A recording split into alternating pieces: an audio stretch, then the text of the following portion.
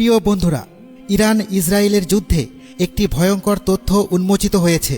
এই যুদ্ধ দাজ্জালের আগমনের প্রস্তুতি, এমন একটি চাঞ্চল্যকর দাবি করা হয়েছে। একটু থামুন, আজ আপনি যা জানতে যাচ্ছেন সেটা যদি সত্যি হয়, তাহলে আরবের পুরো যুদ্ধ, ইরান ইসরায়েলের সংঘাত, সব কিছুকে আপনি নতুন চোখে দেখতে শুরু করবেন। কারণ অনেকেই বলছে এটা শুধু রাজনৈতিক দ্বন্দ্ব, ক্ষমতার লড়াই বা দুই দেশের ইগোর যুদ্ধ। কিন্তু যদি আমরা আপনাকে প্রমাণ দিয়ে দেখাই এই যুদ্ধের পেছনে আছে বহু বছর ধরে তৈরি করা একটা গোপন রোডম্যাপ, একটা পরিকল্পনা, যেখানে একের পর এক দেশ ভেঙে পড়বে, সীমান্ত বদলে যাবে এবং শেষ পর্যন্ত তৈরি হবে এমন একটি শক্তি, যেভাবে বহু বছর আগে ভবিষ্যৎবাণী করা হয়েছিল। আরও ভয়ঙ্কর বিষয় হল, এই পুরো ঘটনার শেষ অধ্যায় জড়িয়ে আছে গ্রেটার ইসরায়েল, দাজ্জাল এবং ইমাম মাহাদির আগমনের সাথে। আজকের ভিডিওতে আমরা ধাপে ধাপে দেখাবো ইরান কেন টার্গেট নাম্বার 1, গ্রেটার ইসরায়েলের পরিকল্পনা আসলে কি, এবং কেন অনেক ইসলামিক আলামত আজকের বাস্তবতার সাথে অদ্ভুতভাবে মিলে যাচ্ছে। এবার আসুন সবচেয়ে শকিং পয়েন্টে। আপনি জানেন ইরানের উপর হামলার অজুহাত কী ছিল? আমেরিকা আর ইসরায়েল বলেছে ইরান নিউক্লিয়ার ওয়েপেন বানাচ্ছে, ইরান ইহুদিদের মারছে। কিন্তু এখানে একটা কথা আছে যেটা মেইন স্ট্রিম মিডিয়া কেউ হাইলাইট করেনি। হামলার ঠিক কিছুদিন আগে ইরানের অ্যাডমিনিস্ট্রেশন ওপেনলি ঘোষণা দিয়েছিল, আমরা কোনো নিউক্লিয়ার ওয়েপন ডেভেলপ করব না। তারা এগ্রিমেন্ট সাইন করতে রাজি হয়ে গিয়েছিল, নেগোসিয়েশন হয়েছে, মিটিং ফিক্স হয়েছে, সবাই জড়ো হয়েছে।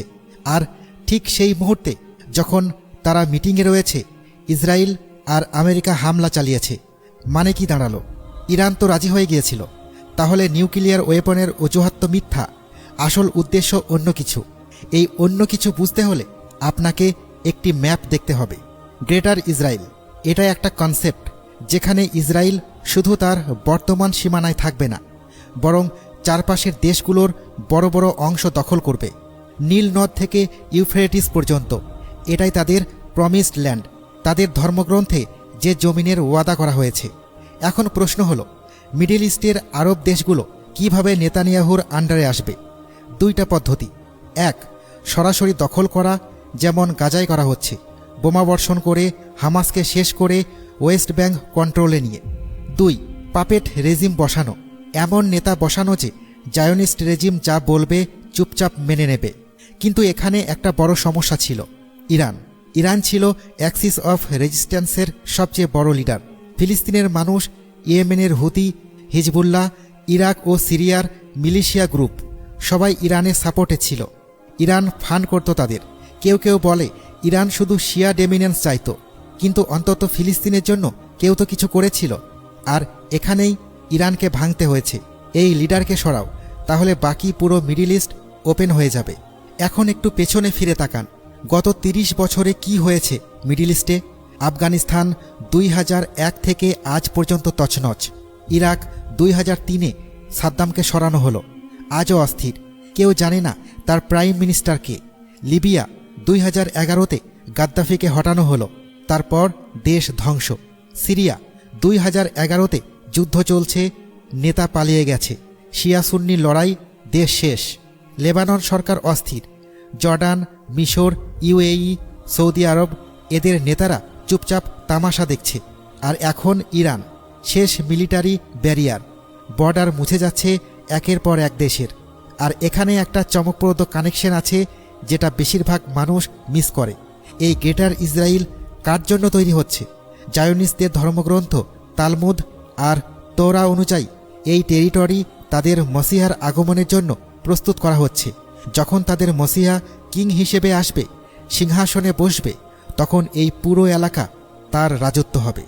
খ্রিস্টান আর মুসলিমরা এই মসিহাকে বলে অ্যান্টিক্রাইস্ট আর দাজ্জাল। আর এ কারণেই তারা মসজিদুল আকসার জায়গায় থার্ড টেম্পল বানাতে চায়। এটা কোনো গুজব না, রেড হাইপারের ব্রিডিং চলছে, যেগুলোকে জবাই করা হবে টেম্পলের জন্য। মক সেশন হচ্ছে, পৃষ্ঠদের ট্রেনিং দেওয়া হচ্ছে, টেম্পলের ব্লুপ্রিন্ট রিলিজ হয়ে গেছে, মডেল তৈরি করে ডিসপ্লে করা হচ্ছে ওপেনলি। কিছু বছর আগে যখন আমরা এইসব বলতাম, মানুষ হাসত, বাজে বাজে কমেন্ট করত। আজ সব দৃশ্যমান হচ্ছে চোখের সামনে। এবার আসি সবচেয়ে ভয়ঙ্কর পয়েন্টে। সহিহ মুসলিমের 2949 নম্বর হাদিসে বলা হয়েছে দাজ্জাল বের হবে এবং তার অনুসারী হবে ইস্পাহানের 70,000 ইহুদি, যারা পার্সিয়ান শাল পরে থাকবে। ইস্পাহান ইরানের একটি শহর, পার্সিয়ান শাল ইরানেরই। মানে হাদিস নিজেই বলছে একটা সময় আসবে যখন ইরান এদের হাতেই থাকবে। রাস্তা তৈরি হচ্ছে এখন থেকেই। এখন প্রশ্ন, নেক্সট কি? ইরানের পর কে? আর অ্যানালাইসিস বলছে পাকিস্তান। পাকিস্তান একমাত্র মুসলিম নিউক্লিয়ার পাওয়ার, আর এটাকে নিউট্রিলাইজ করা দরকার। আর আপনি দেখুন, পাকিস্তানে যেদিন থেকে নিউক্লিয়ার ডিক্লেয়ার হয়েছে সেদিন থেকে তবাহি লেগে আছে। সরকার ডোমিনোজের মতো পড়ছে একটার পর একটা। ইমরান খান যে ভোকাল ছিল তাকে জেলে ভরা হয়েছে। পাপেট নেতারা বসে আছে। ইরানে হামলার আগেই দেখুন কিভাবে পাকিস্তান আফগানিস্তানকে একে অপরের সাথে ঝগড়া লাগিয়ে দেওয়া হয়েছে যাতে ইরানের সাপোর্টে কেউ না আসতে পারে। এরপর তুরস্ক, ন্যাটোর শেষ মুসলিম পাওয়ার। এরদোগান বয়স্ক হয়ে যাচ্ছেন, ইকোনমি দুর্বল, শুধু স্টেটমেন্টের মধ্যে সীমাবদ্ধ। আমেরিকার তরফ থেকে ইতিমধ্যে বলা হয়ে গেছে ইরানের পর আমাদের জন্য নেক্সট হলো তুরস্ক। মানে ওপেনলি ধমক দেওয়া হচ্ছে। এবার ফাইনাল পয়েন্ট, ইমাম মাহাদির আগমন। হাদিসে কিছু আলামত বলা হয়েছে যেগুলো আজকের দুনিয়ার সাথে হুবহু মিলে যাচ্ছে। মুসলমানরা নিজেদের মধ্যে লড়বে। আজ তাই হচ্ছে। অমুসলিম জাতিগুলো মুসলমানদের উপর এমনভাবে ঝাঁপিয়ে পড়বে যেমন একটা দস্তরখানায় খাবারের উপর সবাই ঝাঁপিয়ে পড়ে। আজ সেটাই হচ্ছে। মুসলমানদের সংখ্যা হবে সমুদ্রের ফেনার মতো, অনেক কিন্তু শক্তিহীন। আজ দেখুন, তেলের টাকা আছে, অস্ত্র আছে, কিন্তু নেতৃত্ব ভীরু। খালি পায়ে যারা মরুভূমিতে ছাগল চড়াতো তারা বড় বড় বিল্ডিং বানানোর প্রতিযোগিতায় নামবে। দুবাই আর সৌদি আরবের দিকে তাকান, সময় দ্রুত চলে যাবে। আজ আপনি নিজেই অনুভব করছেন 2026 শুরু হয়েছে। 3 মাস কোথায় গেল বুঝতেই পারছি না। ফুরাত নদী শুকিয়ে যাবে এবং সেখান থেকে সোনা বের হবে। এই হাদিসের পূর্ণতাও মানুষ অপেক্ষা করছে। তো পুরো রোডম্যাপটা কি দাঁড়ালো?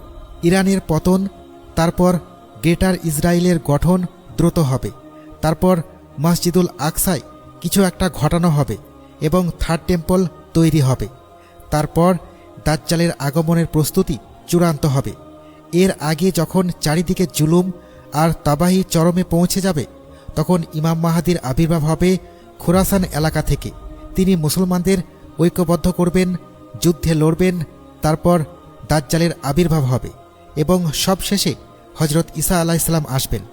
এটা রাতারাতি হবে না, সময় লাগবে, কিন্তু স্টেপ বাই স্টেপ প্রতিটা পথ তৈরি হচ্ছে আপনার চোখের সামনে।